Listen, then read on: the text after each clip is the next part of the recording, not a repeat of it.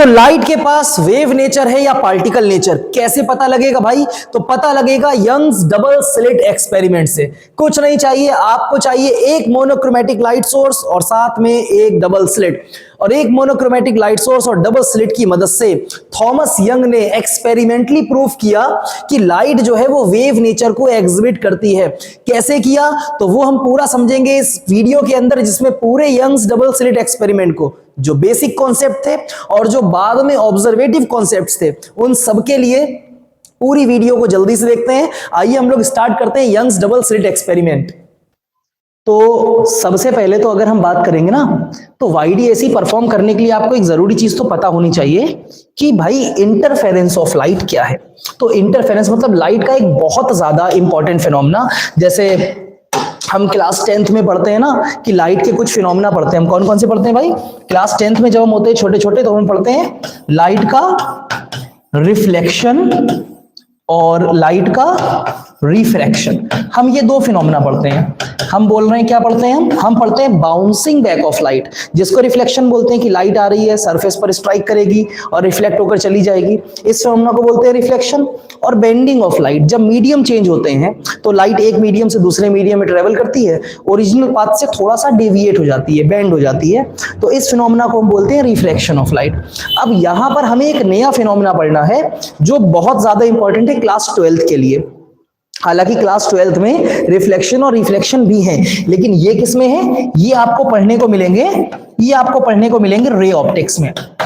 अभी हमारे पास एक नया फिनोमेना है, वो कौन सा है भाई? इंटरफेरेंस ऑफ लाइट, जो कि बहुत ज्यादा इंपॉर्टेंट है। तो आपको बहुत अच्छे से इंटरफेरेंस ऑफ लाइट को समझना है। इंटरफेरेंस का अगर आप मतलब समझोगे ना, तो इंटरफेरेंस का मतलब है एनर्जी का डिस्ट्रीब्यूट हो जाना बढ़िया करके। जैसे हमारे पास अगर वेव्स हैं जो अभी जनरेट करी थी आपने, कि आपके पास कोई ये वाटर बॉडी है, आपने इसमें स्टोन थ्रो किया, ये रहे आप, ठीक है, ये रहे आपने इसमें स्टोन थ्रो किया। ये स्टोन जब जाएगा तो इस स्टोन के पास देखो कुछ एनर्जी है। इस स्टोन के पास क्या है? एनर्जी, क्योंकि मूविंग स्टोन है तो उसके पास काइनेटिक एनर्जी होगी। जैसे ही वो स्टोन वाटर सरफेस को टच करेगा तो आपने ऐसा फील किया होगा, यहां पर आपको ऐसा वाटर करंट्स जनरेट होती हुई दिखती हैं, और वो वाटर करंट्स एनर्जी को क्या कर रही हैं? वो वाटर करंट्स एनर्जी को लेकर जा रही हैं। तो हमारा जो इंटरफेरेंस है वो इसी से थोड़ा सा रिलेट करता हुआ है। जैसे अगर आप बात करेंगे कि भाई इंटरफेरेंस ऑफ लाइट क्या है, तो हम एक बार जल्दी से डेफिनेशन को देखते हैं। तो इंटरफेरेंस ऑफ लाइट में क्या कह रहा है? When two light waves of the same frequency having zero or constant phase difference. हमारे पास दो लाइट वेव्स हैं जिनकी फ्रीक्वेंसी सेम होनी चाहिए, साथ ही साथ उनके बीच में जो फेज डिफरेंस है वो कैसा होना चाहिए? जीरो। फेज डिफरेंस मतलब डेल्टा फाई, ये डेल्टा फाई जीरो होना चाहिए। अब फेज डिफरेंस जीरो होने का मतलब क्या है? आइए एक बार जल्दी से देखते हैं। तो हमारे पास देखो, अगर ये लाइट वेव है तो एक लाइट वेव ये है हमारे पास, ठीक है। तो ये हमारे पास देखो एक लाइट वेव है, एक लाइट वेव, दूसरी लाइट वेव इसी के साथ चल रही है, व्हाइट कलर से हम बना रहे हैं, ठीक है।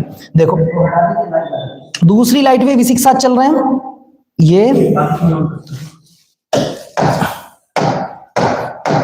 ये देखो दूसरी लाइट वेव चल रही है कुछ इस तरीके से। अब इन दोनों लाइट वेव के बीच में देखो, दोनों लाइट वेव साथ में जीरो पर है, साथ में दोनों पॉजिटिव और निगेटिव मैक्सिमम पे है, फिर साथ में जीरो पर है, फिर साथ में पॉजिटिव और निगेटिव मैक्सिमम पे है। मतलब अगर कोई लाइट वेव्स इस तरीके से प्रोपेगेट कर रही है मीडियम में कि वो साथ में जीरो पर जाएंगी और साथ में मैक्सिमम पर जाएंगी, तो ऐसी वेव्स को हम क्या बोलेंगे कि भाई उनके बीच में फेज डिफरेंस जीरो है। अब अगर फेज डिफरेंस जीरो ना हो तो हम कैसे बना सकते हैं? तो हम बनाएंगे इनको, जैसे हमारे पास देखो एक वेव ये रही, एक वेव ये है, और दूसरी वेव हम बना रहे हैं यहां से, इस तरीके से कुछ बना दे रहे हैं। ये देखो, अब देखो एक वेव जीरो से स्टार्ट हुई है और दूसरी वेव कितने से स्टार्ट हो रही है? दूसरी वेव स्टार्ट हो रही है पाई से। तो यहां पर फेज डिफरेंस पाई का है कि पहली वेव अभी जीरो पर है और दूसरी वेव कहां पर है? पाई पर, मतलब 180 पर। तो इन वेव के बीच में, इन दोनों, ये रेड वाली और ये व्हाइट वाली, इनके बीच में जो हमारे पास फेज डिफरेंस है डेल्टा फाई, ये कितने का है? पाई या 180 का। और यहां पर कोई भी फेज डिफरेंस नहीं है। तो वो ऐसी वेव्स की बात कर रहे हैं जिनकी फ्रीक्वेंसी सेम हो और and having zero or constant phase difference travelling in a same direction, वो सेम डायरेक्शन में ट्रेवल कर रही हो, सुपरपोज ईच अदर, आपस में क्या हो जाए, सुपर इंपोज हो जाए, मतलब आपस में कंबाइन हो जाए। ऐसी वेव्स जिनके बीच में कोई फेज डिफरेंस ना हो, कांस्टेंट फेज डिफरेंस हो या जीरो फेज डिफरेंस हो, और जो एक डायरेक्शन में प्रोपगेट कर रही हो, आपस में क्या हो जाए, सुपरपोज हो जाए। सुपरपोज का मतलब कंबाइन हो जाए। तो ईच अदर, एक दूसरे के साथ अगर कंबाइन हो जाएंगी तो आगे क्या कह रहे हैं, the intensity in the regions of superposition gets redistributed। तो दोनों वेव की जो इंटेंसिटी है वो रीडिस्ट्रीब्यूट हो जाएगी, becoming maximum at some points and minimum at others. तो कुछ पॉइंट्स पर इंटेंसिटी मैक्सिमम होगी और कुछ पॉइंट पर इंटेंसिटी मिनिमम हो जाएगी। This particular phenomena is known as interference of light. तो ये फिनोमिना कि लाइट की इंटेंसिटी का रीडिस्ट्रीब्यूट हो जाना, हमारे पास लाइट है, कोई एक लाइट सोर्स है जिसमें से कई वेव्स निकल रही हैं, अगर वो वेव्स कांस्टेंट फेज डिफरेंस के साथ जा रही हैं तो वहां पर एनर्जी का रीडिस्ट्रीब्यूशन हो जाना, इंटेंसिटी का रीडिस्ट्रीब्यूशन हो जाना सुपरपोजिशन प्रिंसिपल के थ्रू क्या कहलाता है, इंटरफेरेंस ऑफ लाइट। बहुत ही ज्यादा इंपॉर्टेंट फिनोमिना है ये इंटरफेरेंस ऑफ लाइट। जैसे कि अगर हम यहां पर थोड़ा सा वेव्स बनाकर देखें तो कुछ इस तरीके से बनेगा ये, देखो एक वेव हमारे पास है, ये रेड वाली वेव है, ठीक है, एक वेव तो हमारे पास ये है। अब दूसरी वेव हमारे पास है येलो, तो दूसरी वेव हमारे पास देखो ये है,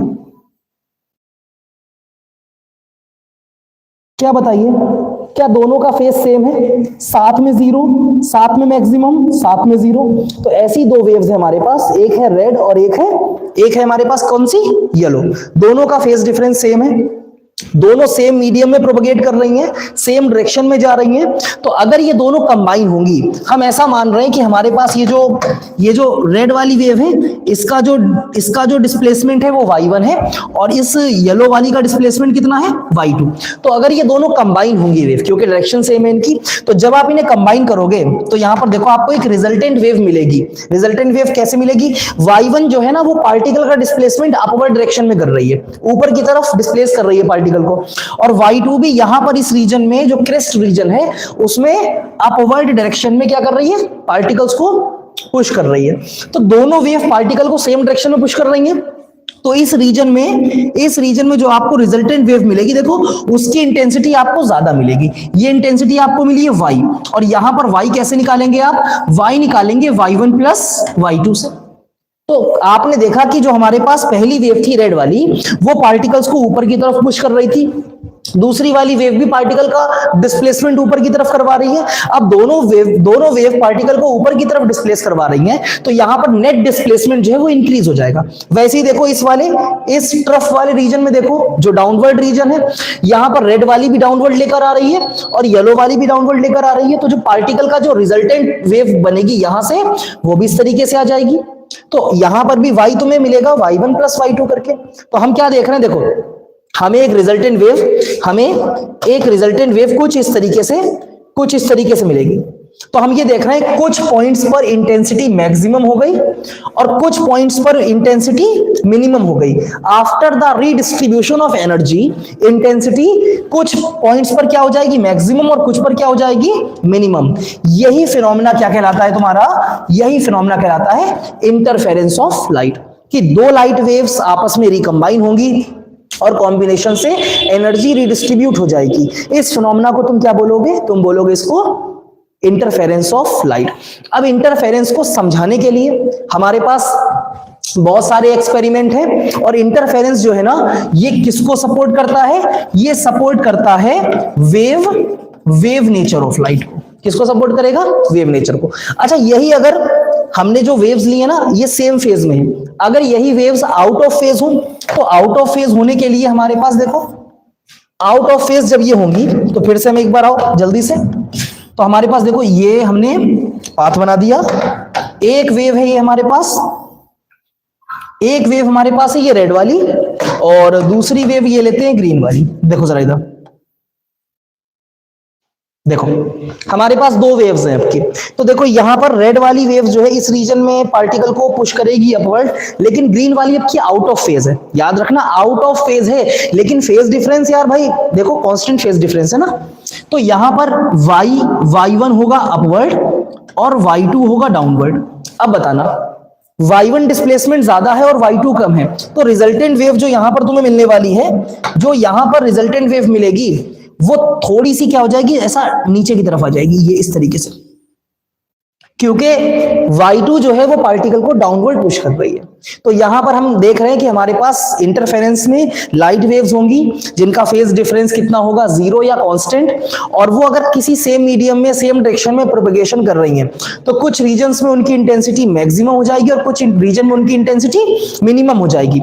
इस फिनोमिना को हम बोलते हैं इंटरफेरेंस ऑफ लाइट। दूसरी एक जरूरी सी बात है, अब इंटरफेरेंस ऑफ लाइट को एक्सप्लेन करने के लिए थॉमस यंग ने एक एक्सपेरिमेंट किया, उस एक्सपेरिमेंट को बोल रहे हैं यंग्स डबल स्लिट एक्सपेरिमेंट। तो जल्दी से आते हैं हम और थोड़ा सा अपने यंग्स डबल स्लिट एक्सपेरिमेंट की तरफ चलते हैं कि भाई यंग्स डबल स्लिट एक्सपेरिमेंट है क्या। अब इन्होंने एक एक्सपेरिमेंट किया, वो एक्सपेरिमेंट का जो मेन जो हमारे पास एक्सपेरिमेंट है ना वो इधर को है, ये बना हुआ तुम्हारा मेन एक्सपेरिमेंट। ये क्या कह रहा देखो तुमसे, आओ, ये तुमसे ये कह रहा कि तुम्हारे पास यहां पर एक इलेक्ट्रॉन बीम गन है जिससे इलेक्ट्रॉन इमिट होंगे। सामने तुमने डबल स्लिट रखी है। अब डबल स्लिट क्या है, तुमने कोई भी एक सिंगल पीस लिया है, उसमें तुमने मीडियम दो सेपरेट कर दिए, मतलब एक यहां पर एक ये होल है और एक ये होल यहां पर है। अगर तुम इससे लाइट पास कराओगे, कोई भी लाइट सोर्स के सामने इसको रखोगे और लाइट पास कराओगे, तो तुम्हारा दिमाग ये कहता है तुमसे कि सामने तुम्हें पैटर्न जो मिलेगा वो ऐसा नहीं मिलेगा। सामने तुम्हें पैटर्न कैसा मिलेगा, ये देखो यहां पर बनाते हैं। तो अगर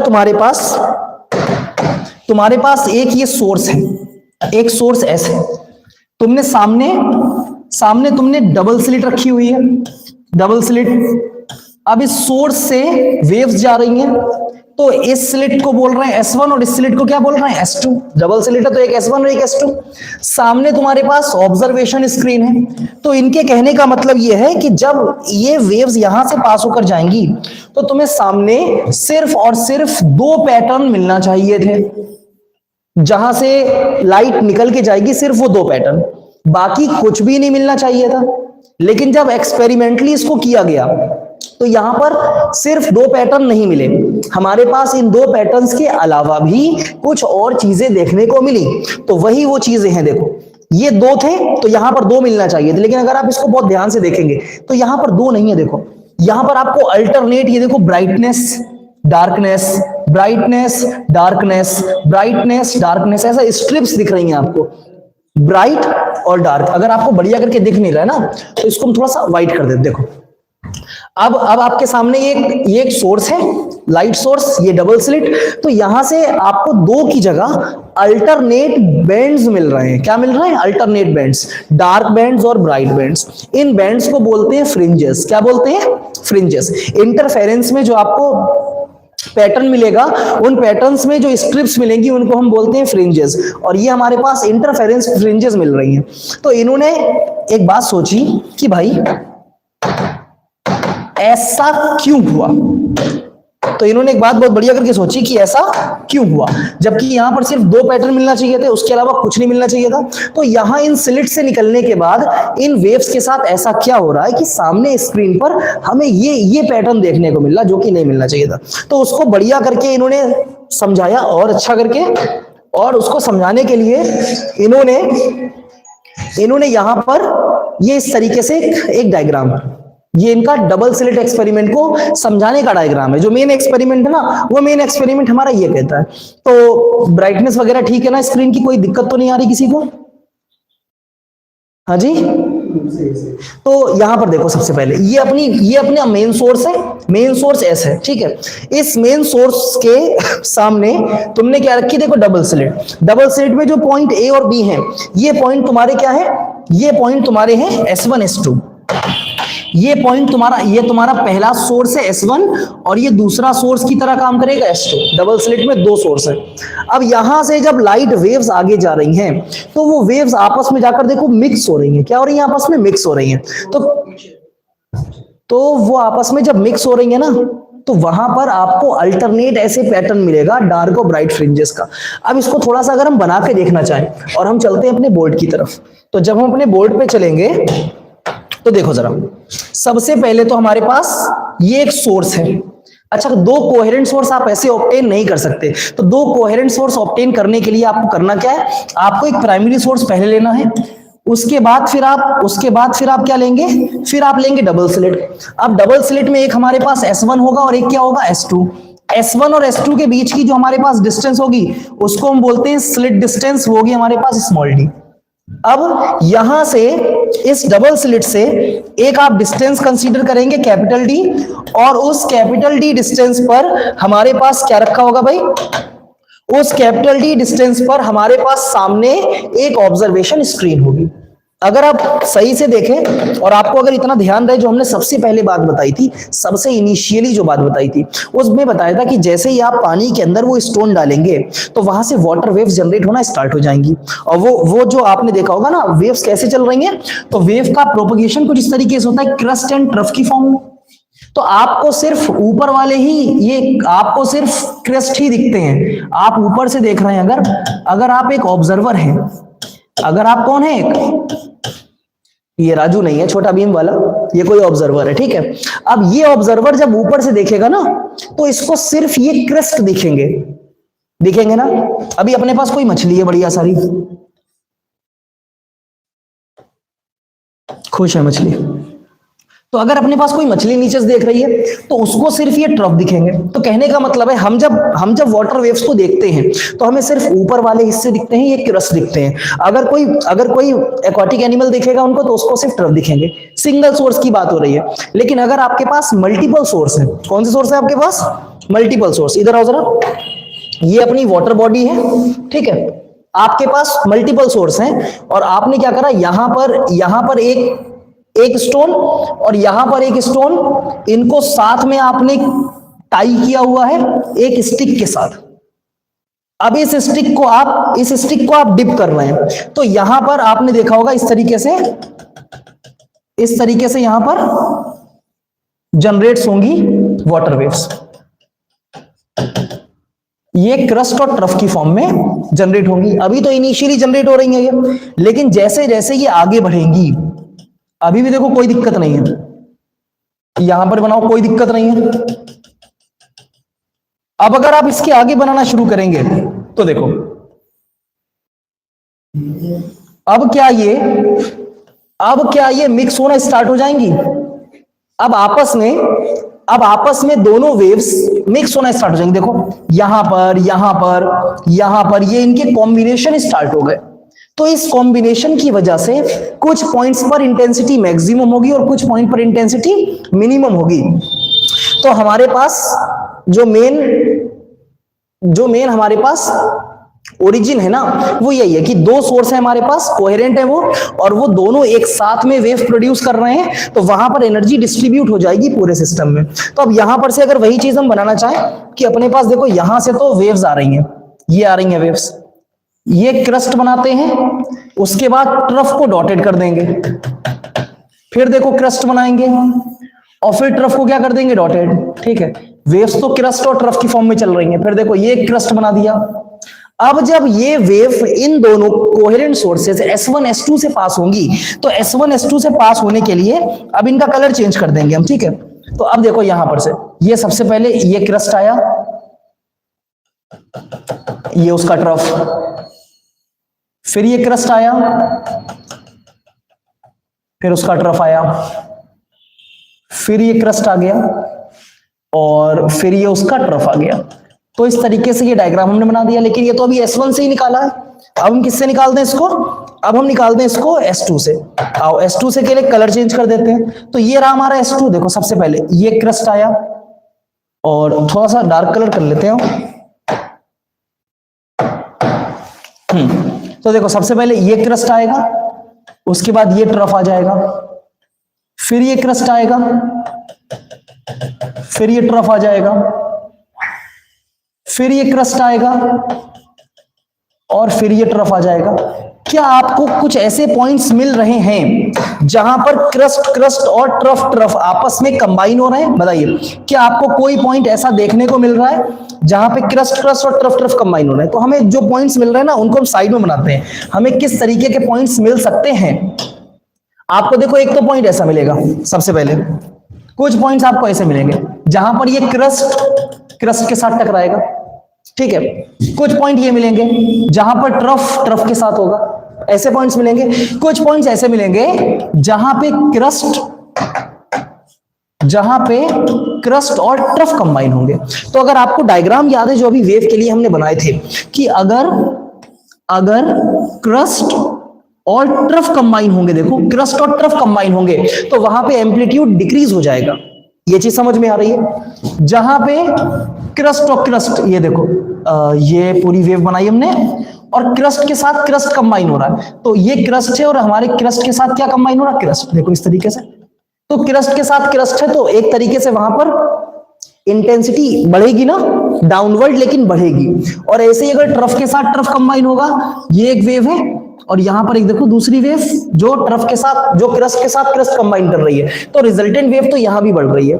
तो सेम फेज में क्रस्ट एम्पलीट्यूड बढ़ाते हैं, ट्रफ एम्पलीट्यूड बढ़ाते हैं, लेकिन अगर एक वेव की क्रस्ट और एक वेव का ट्रफ है तो वो एम्पलीट्यूड कम कर देता है। अब अगर एम्पलीट्यूड डिक्रीज हो जाएगा, तो यहां पर जो इंटरफेरेंस होगा ना, उसको हम बोलेंगे डिस्ट्रक्टिव इंटरफेरेंस, क्योंकि इंटेंसिटी कम हो जाएगी। यहां पर एम्पलीट्यूड इंक्रीज होगा और यहां पर भी एम्पलीट्यूड इंक्रीज होगा। तो जहां जहां पर एम्पलीट्यूड इंक्रीज होगा, मतलब जहां जहां पर क्रस्ट और ट्रफ कंबाइन होंगे, वहां पर आपके पास जो इंटरफेरेंस होगा वो होगा कंस्ट्रक्टिव इंटरफेरेंस, और उन पॉइंट्स को बोलेंगे पॉइंट्स ऑफ कंस्ट्रक्शन। लेकिन जहां पर आपके पास क्रस्ट और ट्रफ कंबाइन होंगे, वहां पर होगा डिस्ट्रक्टिव इंटरफेरेंस। तो अगर अपने इस डायग्राम में हम देखना चाहें तो एक कलर ले लेते हैं जो अभी तक यूज नहीं किया हमने, और वो कलर कौन सा होना चाहिए? आइए तो ले लेते हैं इधर से डार्क कलर कोई सा। देखो जरा, यहां से स्टार्ट करते हैं। इस वाले पॉइंट को देखो, इस वाले पॉइंट को थोड़ा सा जूम करके देख लेते हैं। यहां पर आओ, देखो इस वाले पॉइंट को देखो, क्रस्ट कंबाइन हो रहा है, यहां पर ट्रफ कंबाइन हो रही। तो जहां पे ट्रफ कंबाइन होगी हम डॉट लगा देंगे, सेम वालों पे डॉट लगाएंगे। तो देखो यहां पर, उसके बाद दूसरा देखो कौन कहां पे कंबाइन हो रहा है अपने पास। दूसरी तुम्हारे पास एक तो ये है, उसके बाद देखो ये है कौन?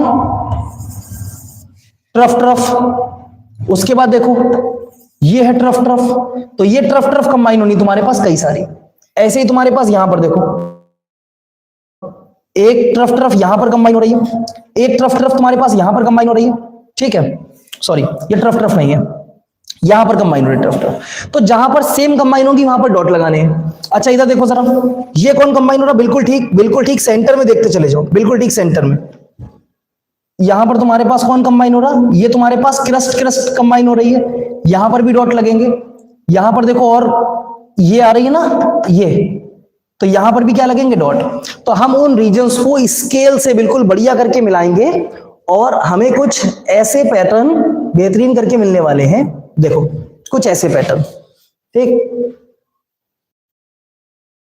तो ऐसे पैटर्न मिलेंगे और हमें वहां पर फिर अल्टरनेट, यहां पर देखो same phase constructive interference, opposite phase destructive interference, फिर कंस्ट्रक्टिव, फिर डिस्ट्रक्टिव, फिर कंस्ट्रक्टिव। तो आपको ऐसे अल्टरनेट फ्रिंजेस मिलेंगी जो आपको डार्कनेस और ब्राइटनेस के बारे में पता लगाने में मदद करेगी। तो सबसे बीच में जो आपको मिलती है ना, इसको बोलते हैं हम सेंट्रल ब्राइट फ्रिंज। क्या बोलते हैं इसको? Central bright fringe. ऊपर वाली देखो ये डी से शो करिए, डार्क है, तो सेंटर ब्राइट के ऊपर आपको डार्क फ्रिंज मिलेगी D1। उसके बाद और ऊपर जब आप जाएंगे तो आपको मिलेगी फर्स्ट ब्राइट B1, नीचे आएंगे तो फिर मिलेगी डार्क D1, और नीचे आएंगे तो फिर मिलेगी ब्राइट B1। क्या बात समझ में आ रही है? अब उसके ऊपर आपको फिर डार्क D2 मिलेगी। तो ऐसे अल्टरनेट आपको फ्रिंजेस मिलती रहेंगी। अगर आपको फ्रिंजेस का डायग्राम देखना है तो फ्रिंजेस के डायग्राम के लिए थोड़ा सा हम नीचे आएंगे तो देखो फ्रिंज पैटर्न आपको कुछ ऐसा दिखता है। अभी फ्रिंज पैटर्न हम लोग देखते भी हैं जल्दी से, कि अगर हम फ्रिंज पैटर्न देखना चाहें तो हमें किस तरीके से दिखेगा। अगर आप इसको बहुत ध्यान से देखें तो हमारे पास देखिए, ये जो डिस्टेंस है दो स्लिट्स के बीच की, ये बहुत कम होती है। बहुत कम मतलब कितनी कम? ये कम होती है इतनी, दिख रही है क्या आपको? ये हेयर की थिकनेस के बराबर है। ये जो हमारे पास स्लिट के बीच का सेपरेशन था जो स्मॉल डी, ये इस हेयर के थिकनेस के बराबर है। और इस हेयर की मदद से हम अपने इस मीडियम को दो स्लिट्स में सेपरेट कर देंगे। बात समझ में आ रही है क्या? और हम इससे चेक करेंगे कि हमारे पास क्या हेयर दिख नहीं रहा भैया। थोड़ा सा भावनाओं को समझो। देखो दिखा क्या? दिख रहा क्या? दिखेगा। अभी हेयर नहीं दिख रहा हो तुम्हें, पैटर्न जरूर दिखेगा। तो अभी हम ऐसा पैटर्न बनाकर भी देख सकते हैं कि क्या ऐसा पैटर्न वाकई में ऐसा पैटर्न क्या बनेगा कि नहीं बनेगा। तो सबसे पहले तो इसको डार्क कर दो, ठीक है। और अब हम बनाएंगे इसके पे पैटर्न। तो एक बार जरा लाइट ऑफ कर देते हैं जल्दी से। तो लाइट ऑफ कर देंगे तो क्या पैटर्न दिखेगा? देखो आओ एक बार हम लोग चेक करते हैं कि क्या हमारे पास पैटर्न दिख सकता है कि नहीं। तो वो जो अभी हमने पैटर्न देखा था, देखो क्या अपना हेयर वैसा पैटर्न बना सकता है। देखो तो आपको स्क्रीन पर क्या फ्रिंजेस दिखना शुरू हुई हैं हल्की हल्की। देखो क्या आपको फ्रिंजेस दिख रही हैं? देख रहे होंगे अगर आप। तो बीच में बिल्कुल सेंटर बहुत ज्यादा आपके पास ब्राइट है। उस बहुत ज्यादा ब्राइट वाले फ्रिंज को क्या बोलेंगे? हम उसको बोलेंगे ब्राइट फ्रिंज। यदि आप देखेंगे आपको अल्टरनेट डार्क और ब्राइट फ्रिंजेस मिलेंगी। क्या इतनी बात आपको समझ में आ रही है? तो ऐसा ही पैटर्न हमने अभी डायग्राम में देखा था, ठीक है। तो हमारे पास ये एक मोनोक्रोमेटिक लाइट सोर्स है। मोनोक्रोमेटिक लाइट सोर्स क्या करता है? वो इस हेयर की मदद से इंटरफेरेंस पैटर्न बनाने में मदद करता है, ठीक है। तो हमें क्या करना है? अब हमें जल्दी से थ्योरी ऑफ इंटरफेरेंस को एक बार अच्छे से देख लेना है। तो थ्योरी ऑफ इंटरफेरेंस हमारी कहती क्या है कि किस तरीके से ये इंटरफेरेंस हुआ है। आइए तो जल्दी से एक बार आते हैं। देखिए यंग्स डबल स्लिट एक्सपेरिमेंट आपसे क्या कह रहा है? तो यंग्स डबल स्लिट एक्सपेरिमेंट आपसे कहता है for this experiment young used monochromatic light. Monochromatic light जो हमने यूज करी थी, मतलब जिसमें सिंगल कलर होगा, ठीक है। आपके पास लिखा होगी कि सोडियम वेपर लैंप भी है हमारे पास। The light produced is pass through two narrow slits. Light जो प्रोड्यूस करी है वो दो नैरो स्लिट से पास होगी। देखो हमारे पास ये रही वो दो नैरो स्लिट्स या ये रही वो दो narrow slits. Narrow slits are just 0.03 mm wide और उनकी जो थिकनेस है भाई वो बहुत कम है। कितनी है? 0.03 mm। उनके स्लिट का सेपरेशन स्मॉल डी से उसको रिप्रेजेंट करते हैं, ठीक है। An observation screen is placed at distance 2 metre. अब जो ऑब्जर्वेशन स्क्रीन हमने रखी थी ना कैपिटल डी डिस्टेंस पर, वो कितनी है? 2 मीटर पे from the slits as the two slits A and B are equidistance. अब दोनों स्लिट्स जो है वो सोर्स से बराबर डिस्टेंस पर होंगी। मतलब ये S से लेके A और S से लेके B, या जो हम बोले यहां से ये जो डिस्टेंस होंगी दोनों स्लिट्स के बीच की कैसी होगी? ये होगी बिल्कुल इक्वल होगी from the source S।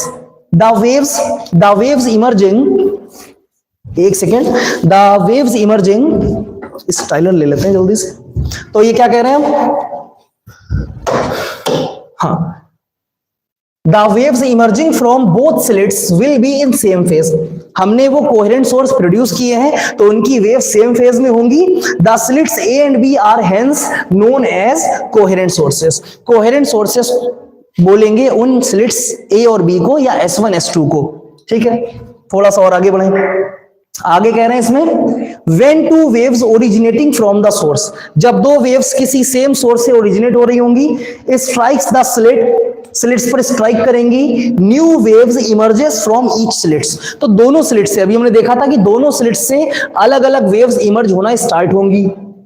It is to be noted that the waves thus generated are in the same phase. तो S1 S2 से आपने जो दो स्लिट्स से वेव्स जनरेट करी हैं, ये ग्रीन वाली और व्हाइट वाली, ये भी आपस में सेम फेज में होंगी, ठीक है। वापस आते हैं। In this picture if you see carefully at the lines ECG, अगर आप लाइंस को बहुत अच्छे से देखेंगे तो the crest of one wave falls over the crest of another. तो क्रेस्ट एक दूसरे पर फॉल करेंगी। The trough of one wave falls over the trough of another. ये कह रहे हैं कि क्रेस्ट जो है वो क्रेस्ट पे फॉल करेगा और जो ट्रफ है वो ट्रफ पे फॉल करेगा। ऐसा होगा, बिल्कुल होगा। आगे कह रहे हैं the amplitude of two waves gets added up and hence the intensity becomes maximum. और ऐसा ही अभी हमने पढ़ा था कि जब क्रस्ट क्रस्ट या ट्रफ ट्रफ मीट करेगा तो एम्पलीट्यूड इंक्रीज हो जाएगा और इंटेंसिटी उन लोकेशंस पे क्या हो जाएगी, मैक्सिमम हो जाएगी। This is called constructive interference, और ऐसे वाले इंटरफेरेंस को हम बोलते हैं कंस्ट्रक्टिव इंटरफेरेंस।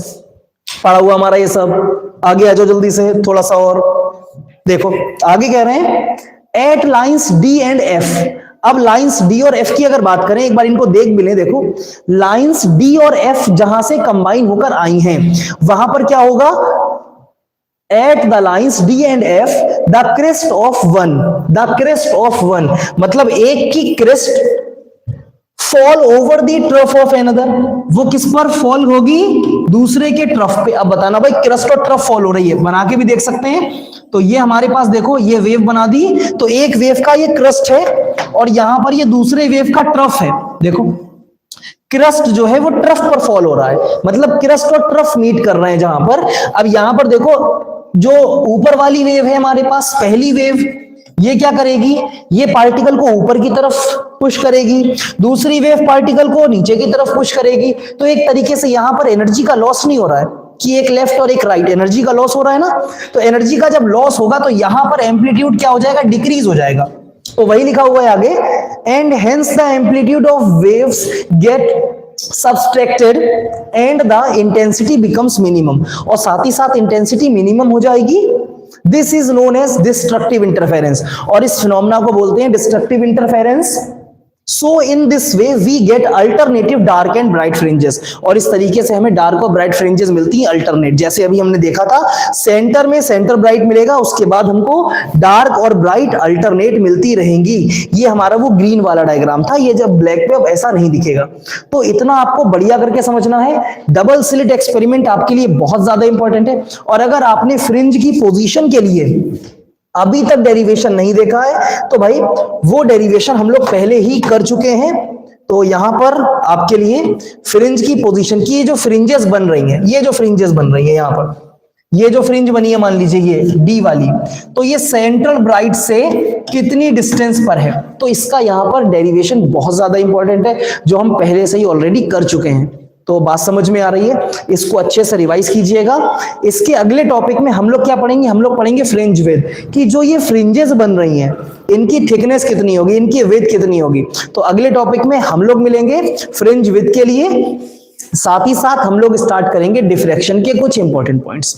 तो जल्दी से सभी लोग अच्छे से रिवाइज कर लो, और अगले किसी बढ़िया से टॉपिक में हम लोग फिर मिलते हैं। आज हमने पूरा यंग्स डबल स्लिट एक्सपेरिमेंट पढ़ लिया, और ये एक्सपेरिमेंट सपोर्ट करता है किसके, लाइट के वेव नेचर का। बात समझ में आ रही है? तो हम लोग मिलते हैं नेक्स्ट टॉपिक के साथ अगली एक वीडियो में। तब तक ज्यादा से ज्यादा शेयर कीजिए वीडियो को, और चैनल को लाइक सब्सक्राइब ढेर सारा प्यार दीजिए। Thank you.